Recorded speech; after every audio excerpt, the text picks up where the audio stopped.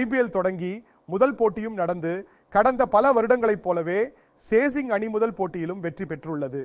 இப்போது சென்னைக்கும் ஆர்சிபிக்கும் இடையிலான போட்டி இதுதான். 8க்கு பிறகு பெங்களூர் அணியால் சென்னையை வீழ்த்த முடியவில்லை என்பது உங்களுக்கு தெரியும். இந்த முறையும் அதுதான் நடந்தது. ஆர்சிபியை விட அந்த அணி சிறப்பாக இருந்திருக்கலாம். சிஎஸ்கே அணி கொஞ்சம் பலவீனமாக இருக்கலாம். ஆனால் இந்த போட்டியில் சிஎஸ்கே மிக எளிதாக வென்றது. இப்போது சென்னை சூப்பர் கிங்ஸுக்கு இவ்வளவு சுலபமான வெற்றி கிரெடிட் அவர்களின் பந்துவீச்சாளர்களுக்கு, கடன் அவர்களின் பேட்ஸ்மேன்களுக்கு செல்கிறது. ஏனென்றால் எந்த கட்டத்திலும் ஆர்சிபி முன்னணியில் இருப்பதாக தெரியவில்லை. அனுஜ் ராவத் மற்றும் தினேஷ் கார்த்திக் ஜோடி 6வது விக்கெட்டுக்கு 57 பந்துகளில் 95 ரன்களை சேர்த்தது. அண்ணே 57 பந்தில் இறங்கி இருந்தால் 95 ரன் பார்ட்னர்ஷிப் இருந்தது. அப்போதுதான் போட்டி முடிந்துவிடும் என்று தோன்றியது. ஆனால் அவர் ஆட்டமிழக்காமல் மிகவும் பின்தங்கினார். ஒரே ஒரு விஷயம் என்னவென்றால், அவர் 120 ரன்களை சென்னைக்கு கொடுத்தார். இந்த சூழ்நிலையில் இந்த நாட்களில் 120 ரன்கள் அது சென்னைக்கு நல்லது என்று உங்களுக்கு தெரியும். 160, 170, 180 என்று கொடுத்தால் சௌகரியமாக துரத்தக்கூடிய பேட்டிங் சென்னையிடம் இருக்கிறது. ஆம், இது என்றால் சென்னைக்கு பெருமையாக இருக்கலாம். ஏனென்றால் அவர்களின் பெரும்பாலான பேட்ஸ்மேன்கள் அப்படிப்பட்டவர்கள். ஊதாமல் ஆட்டத்தை ஓட்டி விளையாடுகிறார்கள். இன்று சிவம் துபேயை துரத்திய விதத்தை பாருங்கள். வாருங்கள் அந்த ரன் அப் பந்திற்கு செல்லலாம். ரன் பந்துகள் மட்டுமே விளையாடி கொண்டிருந்தது. சிறிய பந்தும் அவரை தொந்தரவு செய்தது. ஆனால் இறுதியில் என்ன நடந்தது? அவர் இலக்கை நெருங்கியதால் சின்னாய் வியர்க்காமல் போட்டியில் வென்றார். சரி, இவைதான் ஸ்கோர்கள். இப்போது நீங்கள் சென்னையில் என்ன பார்க்கிறீர்கள்? 15 ரன்கள் ரதுராஜ் கெய்க்வாட், 37 விரைவான ரன்கள் ரச்சின் ரவீந்திரன் சென்னைக்கு மிகவும் முக்கியமானதாக இருப்பார் என்று நான் நம்புகிறேன். ரஹானே 2 மிக நல்ல பவுண்டரிகளை அடித்தார். 19 பந்துகளில் 7 ரன்கள். டேனியல் மிட்செல் 2 பவுண்டரிகள் அடித்தார். 18 பந்துகளில் 22 ரன்கள். ஆனால் சிவம் தூபே 28 பந்துகளில் 34 ரன்கள் எடுத்துள்ளார். Not out. இறுதியாக அவர் பவுண்டரிகள் மற்றும் சிக்சர்களை அடித்துள்ளார். ஜடேஜாவும் 25, நாட் அவுட். சென்னையின் ஸ்ட்ரைக் ரேட்டை பார்த்தால் அவர்களின் பேட்ஸ்மேன்கள் மிக அதிக ஸ்ட்ரைக் ரேட்டில் ரன்களை எடுக்கவில்லை. ஆனால் அவர்கள் எளிதாக வெற்றி. ஏன் ஆர்சிபி நல்ல பேட்டிங் சூழ்நிலையில் பலகையில் ரன்களை போடவில்லை? இன்றைய போட்டியில் பெங்களூர் அணி தோல்வியை சந்தித்தது அவர்களின் பேட்டிங்கால் தான் என்று நம்புகிறேன் அண்ணா. அவர்களின் பேட்டிங் தினமும் இப்படி ஃபிளாப் ஆகாது என்பதும் நிதர்சனம். போட்டியை பற்றி பேசுங்கள். ஒருவேளை பெங்களூர் பேட்ஸ்மேன்கள் தோல்விக்கு காரணமாக இருக்கலாம். ஆனால் நீங்கள் சொன்னால் இன்றைக்கு முதல் முறையாக இந்த சீசனின் முதல் பார்வை, இந்த சீசனுக்கு முன்பு அந்த நண்பர் பெங்களூரு என்று நான் உணர்ந்தேன். ஒருவேளை இந்த முறை சாம்பியன் ஆகலாம். ஆனால் முதல் பார்வை பேட்டிங்கில் இருந்து பெங்களூர் கவலைப்பட வேண்டியதில்லை என்று நான் நினைக்கவில்லை. ஒவ்வொரு போட்டியிலும் அவர்களின் பேட்ஸ்மேன்கள் இப்படி தோல்வி அடைய மாட்டார்கள். ஒரு முறை சரிவு ஏற்படலாம், அந்த சரிவு 2 முறை நிகழலாம். ஆனால் அவர்களிடம் உள்ளது இது போன்ற பேட்ஸ்மேன்கள் வரும் போட்டிகளில் நீங்கள் பார்ப்பது போல் கண்டிப்பாக ரன்களை அடிப்பார்கள். ஆனால் ஆர்சிபி பட்டத்தை வெல்ல வேண்டும் என்றால் இந்த எண்ணும் தாக்குதல் தான் மிகப்பெரிய கவலை.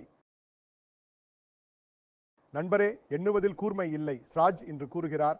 தன் சுயத்தின் வெளிர் நிழல், அது ஸ்ராஜின் விடுமுறை நாள்.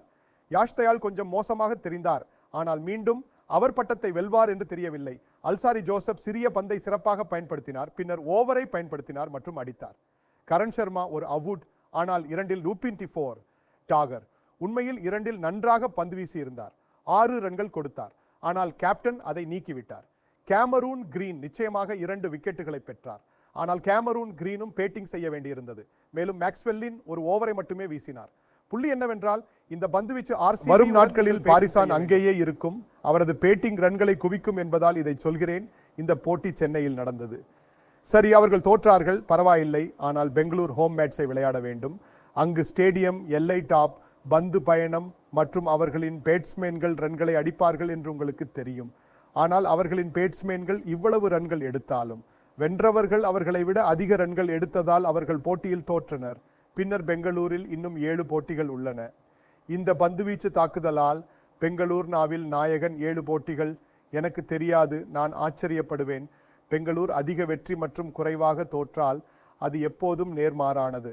பெங்களூரில் அவர்கள் அதிக தோல்வி மற்றும் குறைவான வெற்றி. அதனால் பெங்களூருக்கு இது ஒரு பிரச்சனை. ஏனென்றால் ஒவ்வொரு முறையும் பெங்களூரு மற்றும் ஆர்சிபி பேட்ஸ்மேன்களை உங்கள் பந்துவீச்சுக்காக ஒவ்வொரு போட்டியிலும் 20-25 கூடுதல் ரன்கள் எடுக்க சொல்ல முடியாது. 20-25க்கு கூடுதல் ரன்கள் எடுக்கப்படுவதில்லை. ஒவ்வொரு முறையும் சென்னை படா மெத்தடிக்கல், பேடா கிளினிக்கல் இன்றைக்கு இந்த மேட்சை வியர்வை சிந்தி விடாமல் ஜெயித்திருக்கிறார்கள். ஆனால் இது ஐபிஎல்லின் ஆரம்பம். இப்போது IPL-இல் சதி இருக்கும் என்று உணர்கிறேன். உலக T20 அல்லது பேட்ஸ் விளையாடும் இந்திய வீரர்கள், வாய்ப்புள்ள இந்திய வீரர்கள், அவர்களை கண்காணிப்போம். அதே சமயம் அனுபவம் வாய்ந்த அணிகள் அந்த வாயுவை தொட்டியில் வைத்துள்ளன. அவர்கள் இறுதி வரை போகலாம். இந்த போட்டிக்கு முன் சென்னை முதல் 4 அணியாக இருக்காது என்று நான் எப்போதும் உணர்கிறேன். ஆனால் அவர்களின் ஆரம்பம் பிரம்மாண்டமாக இருந்தது. எனவே வரும் நாட்களில் பார்ப்போம் என்று நினைக்கிறேன். ஆனால் பெங்களூருக்கு முதல் நாளே எச்சரிக்கை மணிகள் உள்ளன.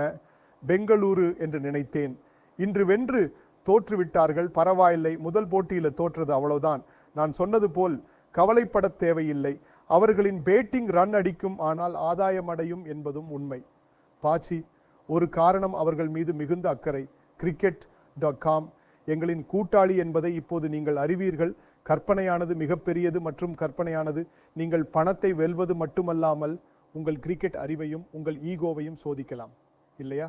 நான் உருவாக்கிய 11, அதே 11 பேர் களத்தில் இறங்குவார்கள். எனவே இது ஒரு கற்பனை. நீங்கள் cricket.com பதிவிறக்கினால் இந்த அரட்டையின் விளக்கத்திலிருந்து அது போட்டி தொடங்குவதற்கு 1 மணி நேரத்திற்கு முன்பு மூடப்படும். அது நிமிடத்தில் கடைசியாக மூடாது. அதுபோல பஞ்சாபில் இன்று 3:30க்கு பஞ்சாப் டெல்லி மோதும் போட்டி. Mullanpur new stadium. மாலையில் KKR ஹைதராபாத் இடையே போட்டி. 2:30 மணிக்கு மேட்ச். அதனால் அது 2:30 மணிக்கு நிறுத்தப்படும். மாலை போட்டிக்கு இது மூடப்படும். அதற்கு நீங்கள் முதலில் அணியை உருவாக்க வேண்டும். ஆம், உங்கள் மாற்று வீரர்கள், தாக்க வீரர்கள், நீங்கள் அத்தகைய வீரர் 11ஐ வைத்திருந்தால் அவர்கள் தானாகவே அணியில் வருகிறார்கள். உங்களுக்கு அதில் இடம் கிடைக்கவில்லை என்றால் நீங்கள் உடனடியாக cricket.com பதிவிறக்கம் செய்து ஒரு குழுவை உருவாக்குங்கள். அதே நேரத்தில் மீண்டும் ஒரு முறை உங்களுக்கு சொன்னேன், முதல் நாளில் எங்களுக்குள் சில தசை குறைபாட்டை நீங்கள் கவனித்திருக்கலாம். ஆனால் வரும் நாட்களில் அதுபோல் இருக்கும். நீங்கள் ஸ்போர்ட்ஸ் டாக் உடன் குழு சேர்ந்திருக்க வேண்டும். மேலும் எங்கள் வலைத்தளம் www.thesportstack.com